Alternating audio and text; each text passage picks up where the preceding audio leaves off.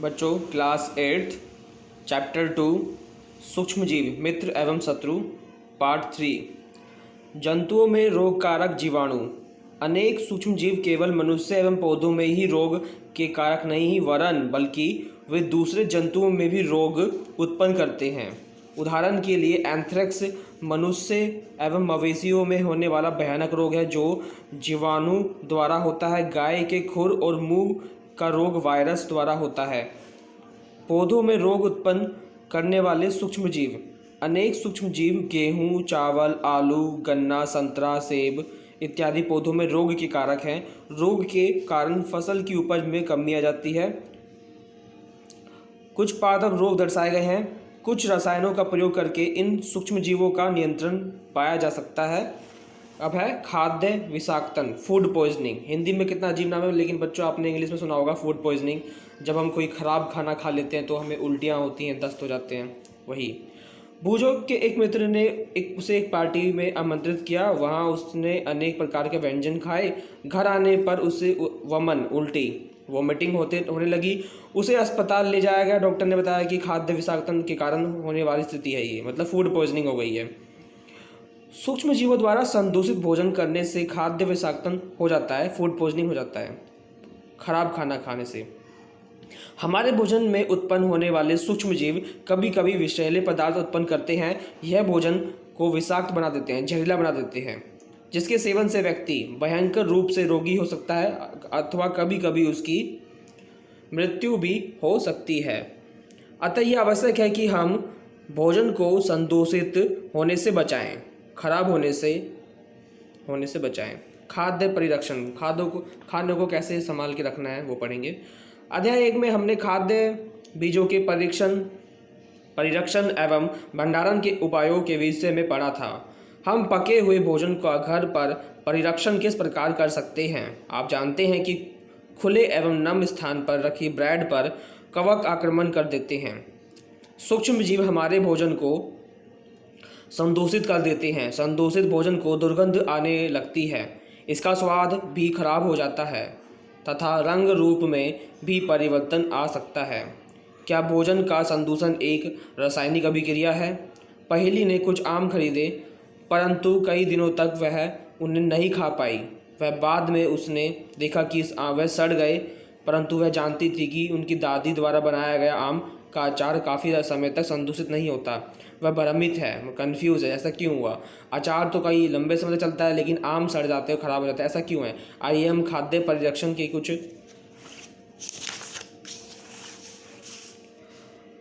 सामान्य तरीके का अध्ययन करें जिनका उपयोग हम अपने घरों में करते हैं। हमें इन्हें सूक्ष्म जीवों से बचाव के उपयोग करने चाहिए।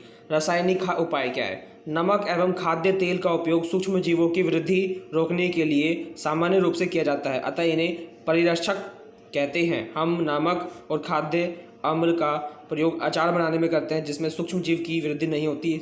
सोडियम बेंजोएट और सोडियम मेटाबाइसल्फाइड सामान्य परिरक्षक हैं। जैसे जैम, स्क्वैश बनाने में इन रसायनों का उपयोग उन्हें संदूषित होने से रोक बचाता है।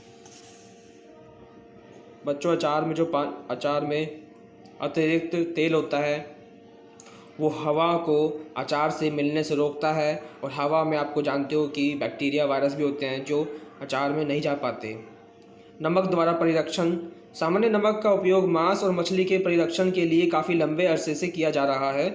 जीवाणु की वृद्धि रोकने के लिए मांस और मछली को सूखे नमक से ढक देते हैं। नमक का उपयोग आम और आंवला, इमली और परिरक्षण की भी किया जाता है। तो मांस मछलियों को नमक में रख देते हैं, सूखे नमक में। इससे नमक में जो है बैक्टीरिया, वायरस कम असर कर पाते हैं, उनकी वृद्धि भी नहीं हो पाती वहाँ पे। चीनी द्वारा परिरक्षण। जैम और जेली जो होती हैं, स्क्वैश का परिरक्षण चीनी द्वारा किया जाता है। चीनी के प्रयोग से खाद्य पदार्थ की नमी में कमी आती है और जो संदूषण करने वाले जीवाणुओं की वृद्धि को नियंत्रित करता है। तेल एवं सिरके द्वारा परिरक्षण। तेल एवं सिरके का उपयोग अचार को संदूषण होने से बचाने के लिए किया जाता है, क्योंकि इसमें जीवाणु जीवित नहीं रह सकते। सब्जियां, फल और मछली मांस परिरक्षण इस विधि द्वारा करते हैं। गर्म एवं ठंडा करना। आपने अपनी माँ को दूध उबाल कर रखते हुए देखा होगा। उबालने के अनेक सूक्ष्म जीव नष्ट हो जाते हैं। जब हम दूध को उबालते हैं तो जो उसमें सूक्ष्म जीव होते हैं, बैक्टीरिया होते हैं, वो नष्ट मर जाते हैं। इसी प्रकार हम अपना भोजन रेफ्रिजरेटर में रखते हैं क्योंकि हम कम ताप पर सूक्ष्म जीवों की वृद्धि को रोकते हैं। फ्रिज में खाना ठंडा रहता है, ठंडे होने से जो भी बैक्टीरिया होते हैं उनमें वृद्धि नहीं होती, जो जितने हैं वो उतने ही रहते हैं, उनकी संख्या नहीं बढ़ती। पौष्टिकृत दूध को बिना उबाले इस्तेमाल किया जा सकता है क्योंकि यह सूक्ष्म जीवों से मुक्त होता है।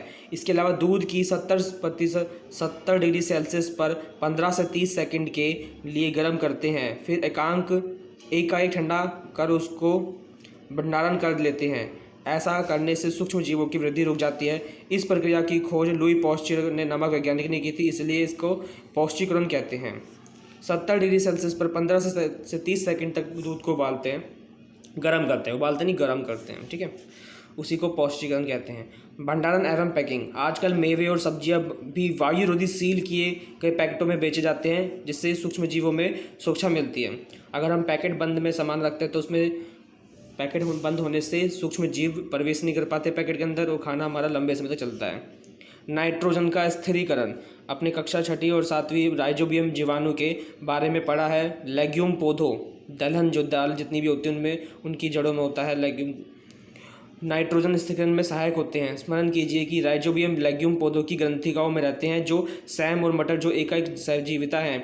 कभी कभी तड़ित विद्युत द्वारा भी नाइट्रोजन का स्थिरीकरण होता है। तड़ित विद्युत मतलब बिजली के कड़कने से भी वायु नाइट्रोजन का मिट्टी में नाइट्रोजन यौगिक में बदल जाता है, ठीक है, क्योंकि हवा में नाइट्रोजन काफ़ी मात्रा में है, लेकिन जो नाइट्रोजन पेड़ पौधों को हमें चाहिए होती है वो नहीं होती, वो मिट्टी में होती है।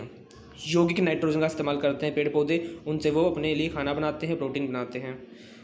आश्चर्य होगा कि ये कैसे संभव होगा। आइए इसके विषय में तो अगले भाग में समझते हैं। लेग्यूम पौधे की जड़ में ग्रंथियां होती है जो हवा के नाइट्रोजन को नाइट्रोजन यौगिक में बदलते हैं। नाइट्रोजन चक्र देख लेते हैं। हमारे वायुमंडल में नाइट्रोजन 78% नाइट्रोजन गैस है। नाइट्रोजन सभी जीवों का आवश्यक संघटक है जो प्रोटीन, पर्णहरित, न्यूक्लिक एसिड और विटामिन के लिए उपयोगी होता है।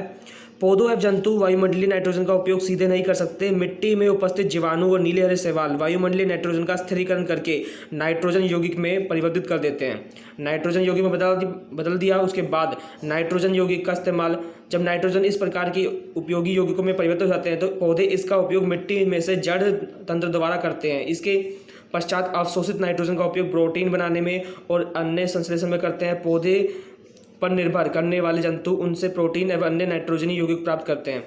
फिर जंतु उसे प्राप्त कर लेते हैं पौधों से, पौधों को और फिर जंतुओं को भी मिल जाता है। पौधों और जंतुओं की मृत्यु के बाद जो नाइट्रोजन की बॉडी में था वो वापस मिट्टी में चले जाता है। मिट्टी में उपस्थित जीवाणु कवक नाइट्रोजनी अपशिष्ट को नाइट्रोजनी यौगिक में परिवर्तित कर देते हैं। इसी को बोलते हैं नाइट्रोजन चक्र। और जो पौधे द्वारा उन्हें उपयोग होता है, कुछ विशिष्ट जीवाणु होते हैं जो नाइट्रोजनी यौगिकों को नाइट्रोजन गैस में परिवर्तित कर देते हैं जो वायुमंडल में चली जाती है। परिणाम मतलब वायुमंडल में नाइट्रोजन की मात्रा स्थिर रहती है। वायुमंडल में नाइट्रोजन जो होती है कभी कम नहीं होती, वो इतनी रहती है हमेशा, ठीक है। तो बच्चों आपको कैसा लगा, आपको बताइए, कमेंट करिए। Thank you for watching my videos. Like, subscribe और शेयर करिए।